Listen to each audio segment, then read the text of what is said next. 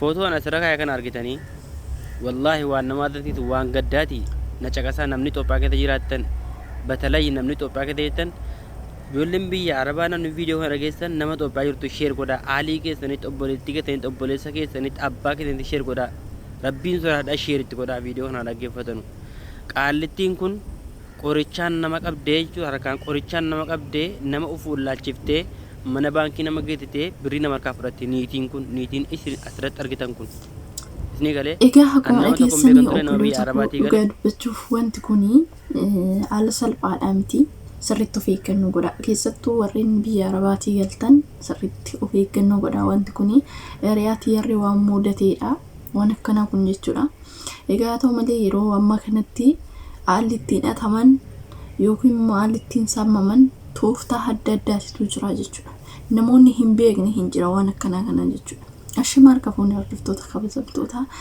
chaanal YouTube iskalichi jalatti argamtan jirtu bakka jirtanitti nagaan waaqessaniif haa baay'atu jecha egaa riyaatiyatu maal ta'e seetanii akkuma mucaan kun dubbate akkuma argitanii dhugaa dubbachuuf wanti kun sirriidha finfinnee keessatti sanoo yommuu osoo baqaa beektanii kan ishee saamamte akkam taate finfinnee deemtetu akkuma mucaan kun jedhe dhugaa dubbachuuf sirriitti of eeggannoo godha keessattuu immoo beektanii kophaa keessan deemuun sirrii miti yeroo ammaa kanatti namni baqaa seerri jiraachuu baate baay'ee tokko nama sodaachisa Itoophiyaa keessatti kanaafuu maal taate in deemtee yeroo deemtu kana dubartiidhaaf beektanii dubartiidha paaspoortii baafachuudhaaf deemti jechuudha paaspoortii baafachuudhaaf yeroo deemtu kana akkuma iddoo paaspoortii san akkuma nama waan ta'e nama haasaa radda'uu fakkaattetu mucayyoo san yeroo sanitti nagaa gaafatte bakkuma paaspoortii sanitti walii galteetu jira achitti beektanii isaan booda ishii harka nagaa gaafattee raawwatteetu fuutee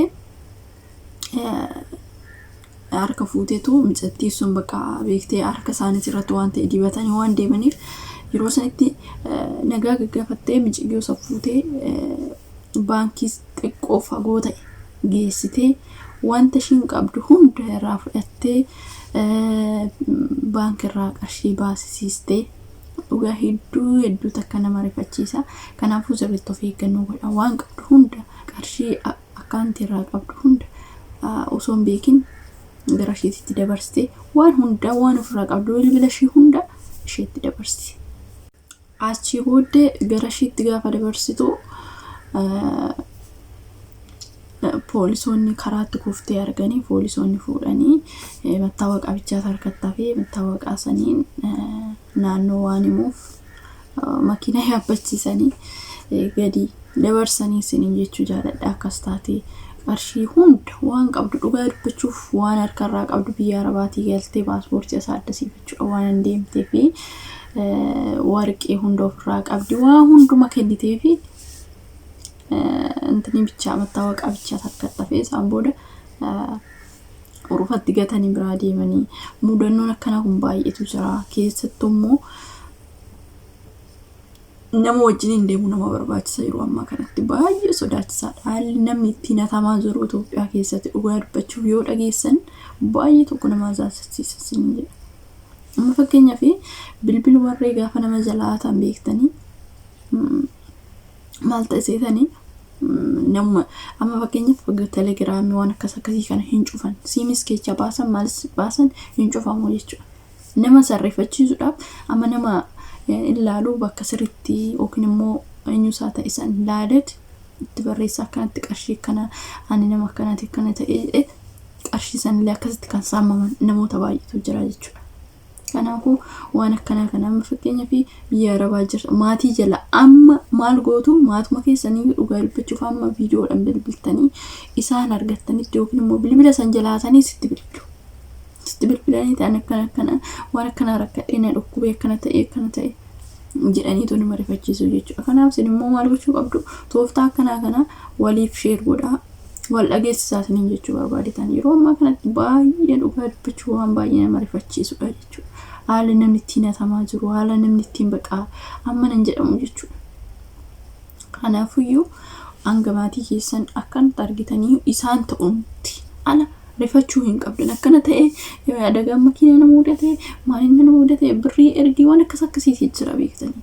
Mudannoo akkana waan nama ani dhugaa dubbachuu waan obboleessa kee mudatedha waan akkana.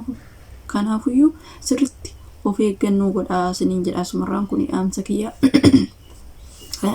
Injira biyyuma Arabaa kanarree hinjira beektanii. Aduun akkana hinjira garuu immoo of eeggannoo gochuu nama barbaachisa. Azim jettee bilbila amma fakkeenyaaf carraan akkanaa sii ba'ee ani asuma jira waan akkasiitu jira. Ijoollee kashawwadanii qarshii nyaatan. Indoonni lamaan TikTok irraa tokko faanii beektu natti fakkaate namoota baay'ee nyaachaa jiru. Dhugaa dubbachuu haala hin beekamne jechuudha. Haala hin beekamne ijoollee qarshii ijoollee nyaachaa jiru jechuudha. Kanaaf sirriitti of eeggannoo godhaa. Waan akkanaa kuni sirrii miti. Wantoota ushaashaa matatii waan akkanaa kana waan deemaniif sirriitti of eeggannoo godhaa isiniin jechuu jaalladha. Itoophiyaa keessatti waan akkanaatu jira. Hanga sirriitti axxaaraatanitti muddamaan yookiin immoo rifattanii yookiin immoo qarshii keessan erginaa isiniin jechuu barbaadetan. Maaliif namni tokko amma fakkeenyaaf osuma obboleessa keetis haa ta'u obboleettii keetis haa ta'u si rifachiisa dhugumaaf itti fakkaata. Amma namticha tokkotu bakka biraa deema.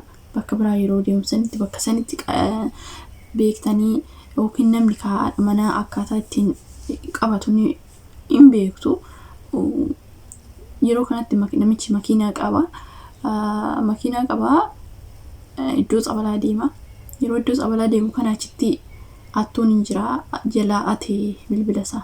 Yeroo kanatti maal jedha seetanii haadha manaa saasanitti akka carraa haadha manaa saasan adagaan makiinaa naqaqqabeema hospitaala keessa jira. Qarshii na ergi akkaawuntii isaatti barreessa. Akkaawuntii kanarratti ani ri'aa kiyyaati.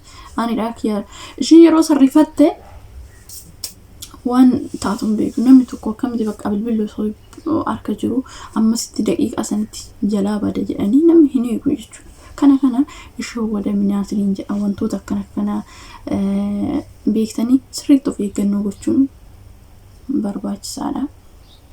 Nama akkasiitii jira Itoophiyaa keessa yeroo ammaa kanatti baqa dhugaa dubbachuuf leebaan waa meeqa danda'anii jiraatu jechuudha Itoophiyaa keessatti namoonni. Nama akkana jira. Wantoota haala ittiin hin beekamne baqa waan haala baqa gaddisiisaa ta'e namni hojjetee nyaachuu hin barbaadu. Ateetuma jiraachuu barbaada waan ta'eef. Uummanni dhugaa dubbachuuf hafuura seexanaatiin guutame uummanni Itoophiyaa suni.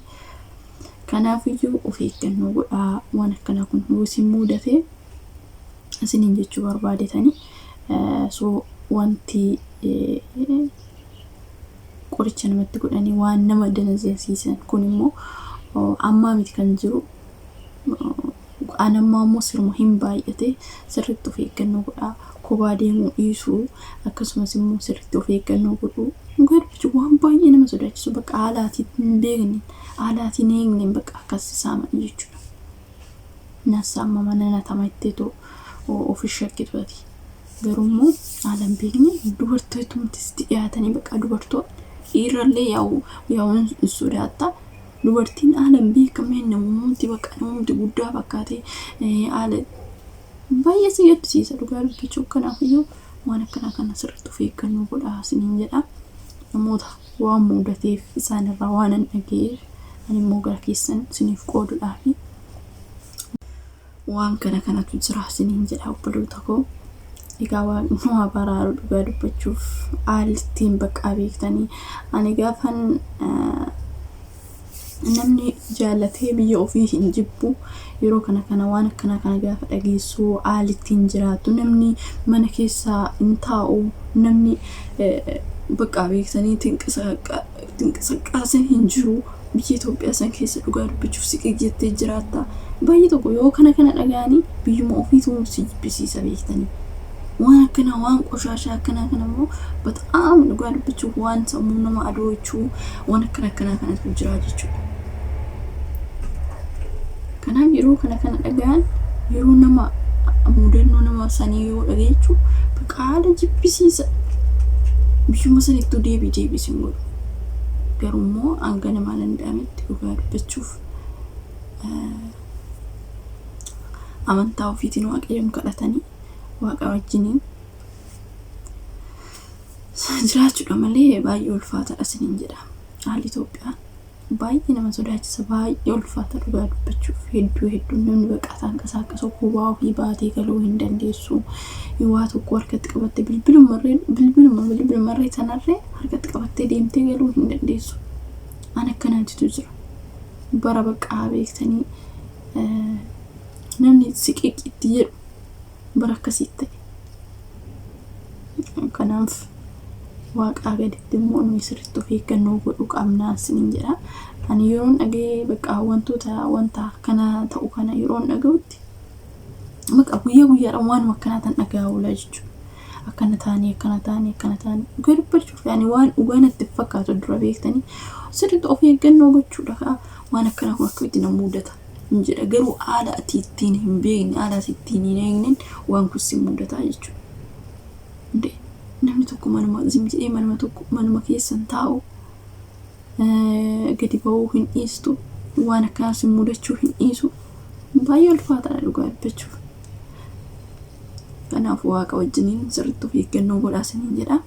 Nagaan naa turaa. Viidiyoo biraatiin hanga walitti deebinutti. Baay'ee.